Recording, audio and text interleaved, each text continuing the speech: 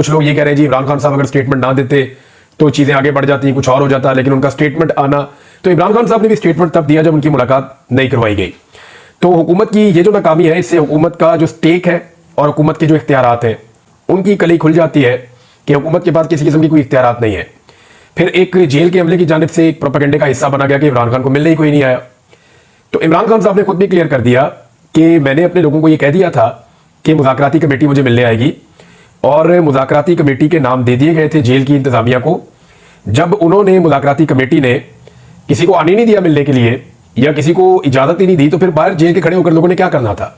वो तो मुझे मिलने के लिए आते हैं। तो यहाँ ये बहुत सारे सियासतदानों की तौहीन भी करते हैं, बुलाकर उन्हें घंटों खड़ा कर देते हैं और उसके बाद मुलाकात बाज़-औक़ात करवाते हैं और बाज़-औक़ात मुलाकात नहीं करवाते। लेकिन एक चीज़ और जो इमरान खान साहब ने कही है उसके ऊपर आपको गौर करना चाहिए, वो ज़रा इंपॉर्टेंट है। इमरान खान ने कहा कि मेरे पास अब कोई रास्ता बचा नहीं है कि मैं अपने केसेस को आलमी सतह के ऊपर लेकर जाऊं। तो पाकिस्तान में तो गोली भी चल गई ना, अदालत इंसाफ दे रही थी, कभी नहीं दे रही थी, लेकिन कुछ ना कुछ उम्मीद बाकी थी जब तक कि अदालतें आज़ाद थी। जब 26वीं आईनी तरमीम के बाद अपनी मर्जी का एक आईनी बेंच बना दिया और हुकूमत ने अपनी पसंदीदा जजेस को उसके अंदर शामिल कर दिया, तो अदलिया से भी उम्मीद खत्म हो गई। अब अदलिया से उम्मीद है नहीं, इंतजामिया में कब्जा हो गया है, एस्टेब्लिशमेंट जो है वो इस पॉलिटिकल पार्टी को कुचलने पर लगी है। तो पाकिस्तान में आवाम निकलती है तो उनके ऊपर गोलियां चल जाती हैं। ऐसी सूरत हाल में आलमी सतह पर मामला उठाने के अलावा इमरान खान साहब कहते हैं मेरे पास और कोई रास्ता नहीं है। अब आने वाले दिनों में आप देखेंगे कि जो बरतानिया में होगा, जो अमेरिका में होगा, जो यूरोप में होगा और बाकी मुल्कों में होगा, उसका इंपैक्ट पाकिस्तान में आएगा। और PMLN के लोग अब ये मानना शुरू हो गए हैं, जावेद लतीफ साहब ने कहा, कुछ और लोगों ने कहा कि बाहर से दबाव आ रहा है और दबाव का नतीजा है कि हमें यह कहा जा रहा है कि हम मुज़ाकरात में बैठ जाए। PMLN के जो अपने करीबी जर्नलिस्ट हैं वो ये दावा करते हैं कि ये जो PMLN है इसका कोई इख्तियार मुज़ाकरात के ऊपर नहीं है। ऐसा नहीं है कि हुकूमत में कुछ लोग कहते हैं मुज़ाकरात करें, कुछ कहते हैं नहीं करें। उनका ये दावा है, नजम सेठी साहब ने यह बात की कि इनको जो कहा जाता है बेचारे वही करते हैं, क्योंकि कठपुतली हुकूमत है और अर्दली वज़ीर आज़म इमरान खान साहब ने करार दिया शहबाज शरीफ साहब को, तो फिर उन्हें वही करना पड़ता है जो उन्हें कह दिया जाता है।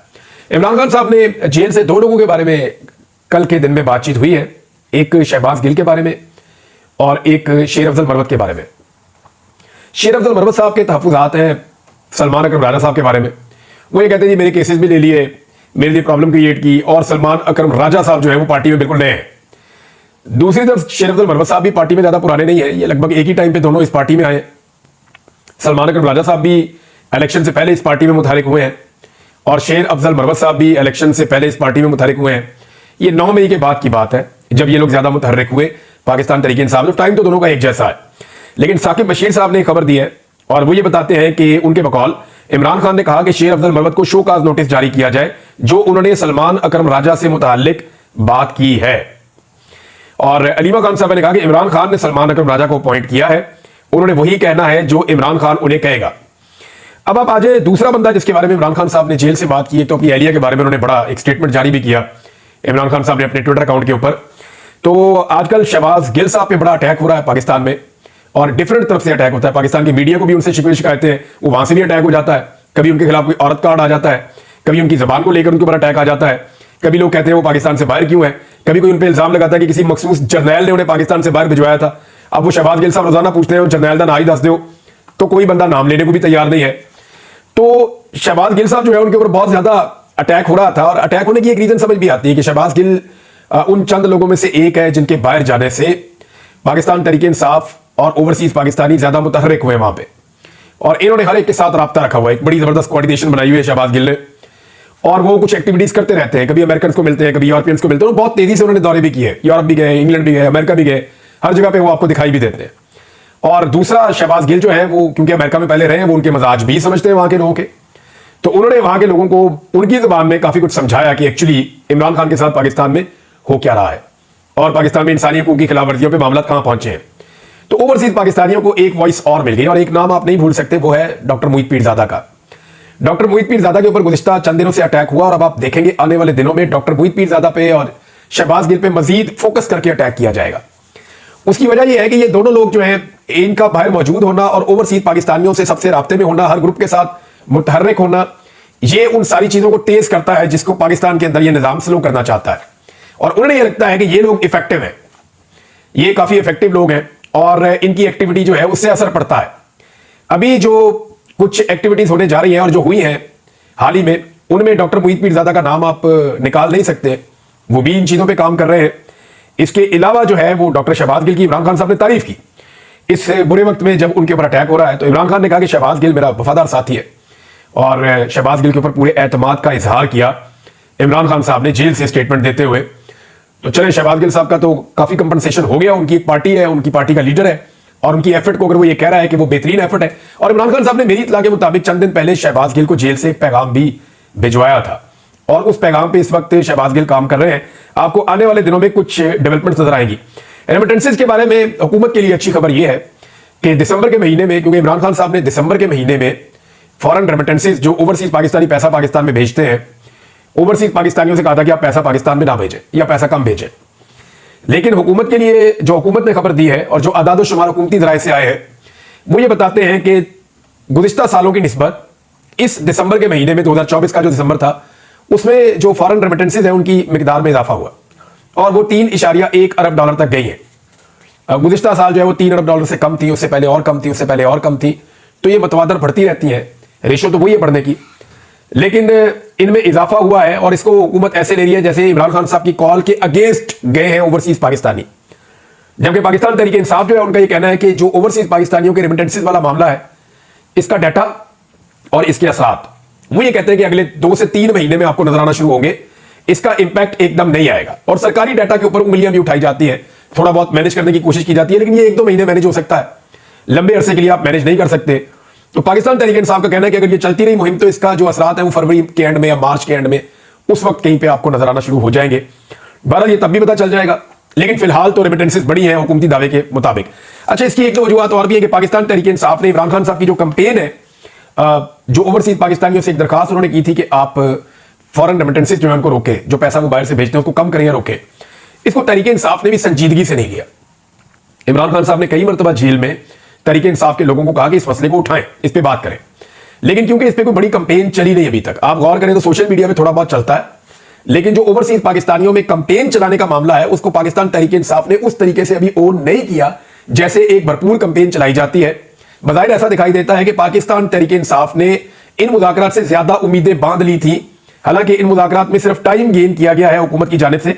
और जो 26 नवंबर का एक सिलसिला था जो वहां पे कत्लेआम हुआ, उस पर जो आवाज उठाई जा रही थी उस आवाज को मध्यम कर दिया गया इस बीच में। यानी मैं आपको सीरियसली कहता हूं कि गुज़िश्ता कई वीलॉग्स में मैं हूं या बहुत सारे और लोग हैं, तवज्जो तो बटी है ना, बाकी इश्यूज की तरफ गए।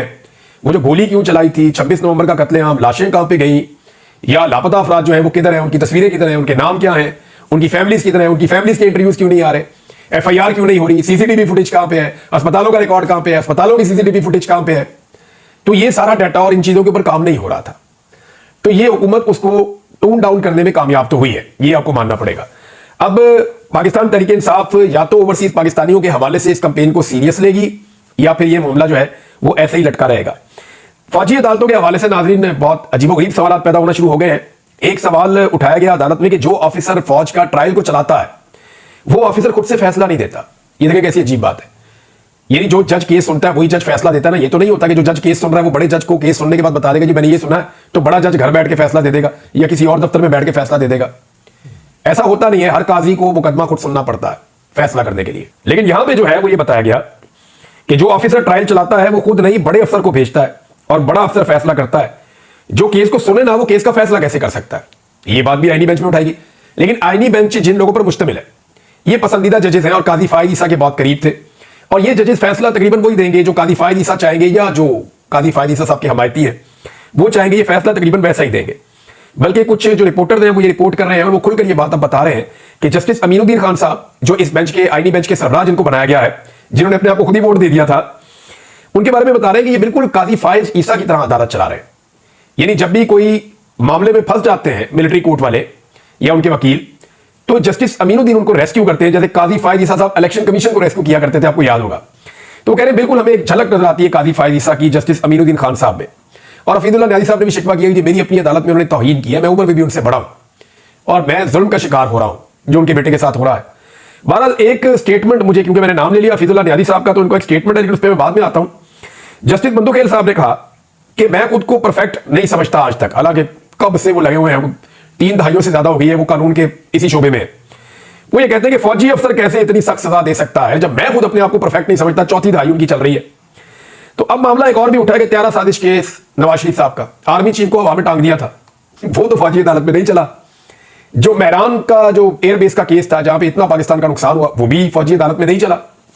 फिर इस तरह जो जीएचक्यू के ऊपर एक अटैक हुआ था जिसमें फौजी शहीद भी हुए थे, अंदर तक अटैक हो गया था, उसमें भी कोई फौजी अदालतों में केस नहीं चला। तो ये केसेस जो सिविलियंस के हैं, ये फौजी अदालतों में कैसे चल सकते हैं? हफीजुल्लाह न्याय साहब ने जो स्टेटमेंट दिया, ये बड़ा इंटरेस्टिंग है और इसके ऊपर मुझे जरूर बात करनी है, क्योंकि हफीजुल्लाह न्याय साहब ने बात तो ठीक की है, लेकिन वो सिर्फ तस्वीर का एक रुख देख रहे हैं, दूसरा रुख वो देखना नहीं चाहते। हफीजुल्लाह न्याय साहब ने नवाज शरीफ की सियासत तबाह करने पर इमरान खान से माफी मांगने का मुतालबा कर दिया। उन्होंने कहा कि इमरान खान को पता नहीं उन्होंने नवाज शरीफ के साथ क्या कर दिया है। नून लीग की सियासत टके टोकरी हो गई है। नवाज शरीफ की सियासत को भंबोर कर सिस्टम से निकाल दिया इमरान खान ने। तो इस बात पे इमरान खान नवाज शरीफ से माफी मांगे। तो न्याजी साहब हमारे सीनियर हैं, सीनियर जर्नलिस्ट भी हैं और उम्र में भी बहुत बड़े हैं, मैं उनका बड़ा एहतराम करता हूं। तो मैं उनसे सिर्फ ये गुजारिश करना चाहता हूं कि न्याजी साहब, दोनों ने अपना अपना रास्ता खुद चुना। जिस रास्ते पे नवाज शरीफ चला, उसने उसी मंजिल पे पहुंचना था जिस रास्ते से वो मंजिल मिलती है, जो मंजिल है उस रास्ते की वही पहुंचना था। इमरान खान ने भी अपना रास्ता खुद चुना है कि मैं इस रास्ते पे चलूंगा और ये मंजिल पे पहुंचूंगा। तो दोनों के पास इंडिपेंडेंट ओपिनियन थी, अपनी आजाद राय थी कि उन्होंने कौन सा रास्ता चुनना है। तो नवाज शरीफ साहब ने रास्ता चुन लिया, बूट पॉलिश वाला। तो उसकी मंजिल वही है ना, कभी पॉलिश मुंह पे लग जाती है, कभी हाथ पे लग जाती है, कभी कपड़ों में लग जाती है। इमरान खान साहब ने रास्ता चुन लिया कमर सीधी रख के खड़े होने वाला, चाहे बेड़ियां हो पैरों में और हाथों में। तो यहां पे इज्जत मिल जाती है, बेशक चोट लगती है, दुख होता है, तकलीफ होती है, लेकिन इसके बावजूद उन्होंने रास्ता इज्जत वाला चुना है। तो मियां नवाज शरीफ साहब की अपनी चॉइस का ज्यादा इसमें अमल दखल है। इमरान खान साहब का कसूर इतना बड़ा नहीं है। हाँ, लेकिन यह अच्छी बात है कि अगर नवाज शरीफ और इमरान खान मिलकर एस्टेब्लिशमेंट को सियासत से बाहर कर दें और उसका किरदार वहीं तक महदूद कर दें जितना होना चाहिए, तो पाकिस्तान का बड़ा भला हो जाएगा। यह मैं आपको बार बार कहता हूं कि सारे चोर मिलकर भी ना एस्टेब्लिशमेंट को सियासत से निकाल दें तो पाकिस्तान का भला हो जाएगा, पाकिस्तान बेहतरीन रहने की जगह बन जाएगा अगले 10-20 साल में। लेकिन अगर एस्टेब्लिशमेंट का किरदार ऐसे ही रहा पाकिस्तान में जैसा गुज़िश्ता 70 साल से है, तो 70 साल से हम जहां पहुंचे हैं ना, अगले 70 साल में भी हम कहीं पहुंच नहीं सकेंगे, खुदा न खास्ता, जो मुझे दिखाई दे रहा है, जो चीजें नजर आती है साफ। दूसरा, काजी फायद ईसा साहब का जिक्र हुआ, तो ओवरसीज पाकिस्तानी जो है वो काजी फायद ईसा साहब का भी नाम शामिल करें अगर वो मेरी गुजारिश सुन रहे हैं तो। खासतौर पर अभी जो मामला फ्रेंड्स ऑफ डेमोक्रेटिक पाकिस्तान, ये इनका आप देख लें, इनका लोगों को भी है और ये इनकी तंजीम है, इन्होंने इस पर ट्वीट भी किया हुआ है। मैंने आपको इनका पूरा मिशन बताया था पहले। तो ये जो है, ये पहले बर्तानिया में प्रोग्राम करवा रहे हैं पार्लियामेंट के अंदर ब्रीफिंग, और उसके बाद जो है वो एक प्रोग्राम होने जा रहा है अमेरिका में, और फिर अमेरिका में एक बाइंडिंग रेजोल्यूशन भी आने जा रही है।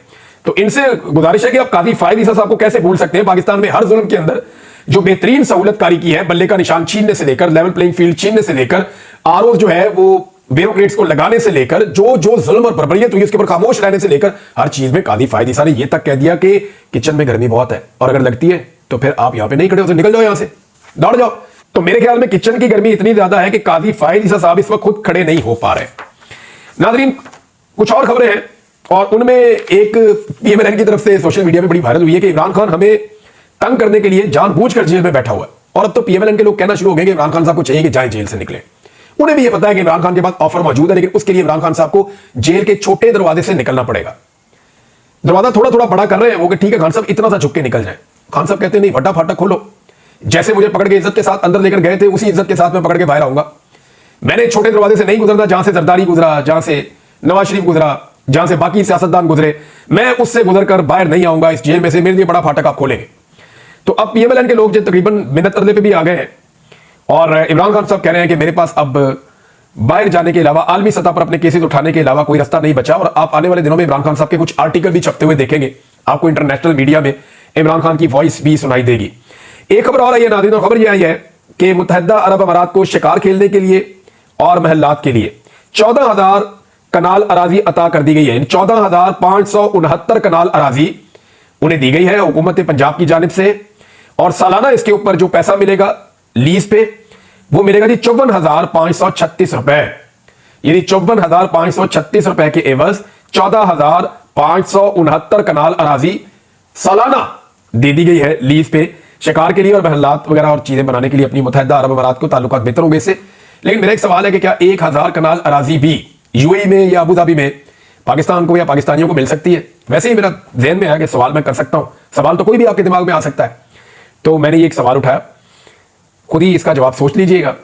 अब एक चीज और है कि जो अमेरिका में आग लगी है, क्योंकि ये बहुत बड़ी खबर बनती जा रही है, एक तो डोनाल्ड ट्रंप को सजा हो गई है लेकिन उन्हें सजा सुनाई नहीं गई। यानी आपको अजीब लगेगा ये सुनने में, लेकिन मैं एज इट इज आपको बता देता हूं कि 9 तक अमेरिकी सदर डोनाल्ड ट्रंप पर जुर्म साबित हो गया मगर वो सजा से बच गए।